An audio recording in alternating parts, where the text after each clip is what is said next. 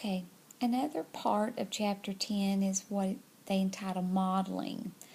A model can take one of three forms. First, there's a live model. It's an actual person that demonstrates a particular behavior. More than likely, your live model in your classroom will be you. You will be demonstrating behaviors and ways that you want students to do things. The second type of model is a symbolic model. It's a person or character portrayed in a book, film, television show, video game, or other medium. It could be a detective, it could be a football player, it could be a rock singer, it could be a fictional character like Harry Potter. Ideally, students need to see successful models who are similar to themselves in obvious ways. For instance, in race, cultural background, socioeconomic status, gender, and possible disability.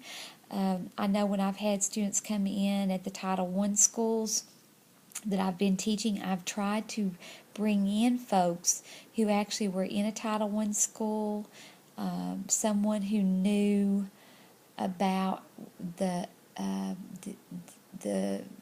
parts of being in a Title I school, of being a Title I kid, a person who maybe had been considered at risk. I'm a perfect example. I was a Title I kid growing up, but I'm so glad some teachers saw something more in me and saw that I had some potential. I had all the love in the world. It was just, my family was poor, so I wouldn't want somebody fancy coming in there telling me how, how all they drive their fancy car, they do this, they have gymnastics, and they go to the ball games, and they are a cheerleader, and they go to gymnastics, and da-da-da-da.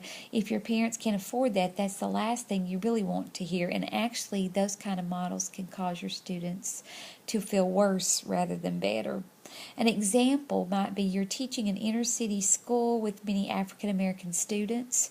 You arrange to have an African American model who grew up in a ghetto to come speak to your class rather than the model of a different race or background. Now, stop the video and tell me, why would you do this based on what we've now talked about with modeling?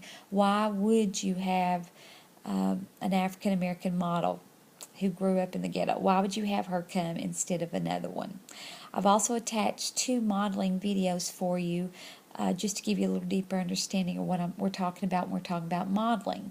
All right, I'm waiting to hear from you. Text me your why.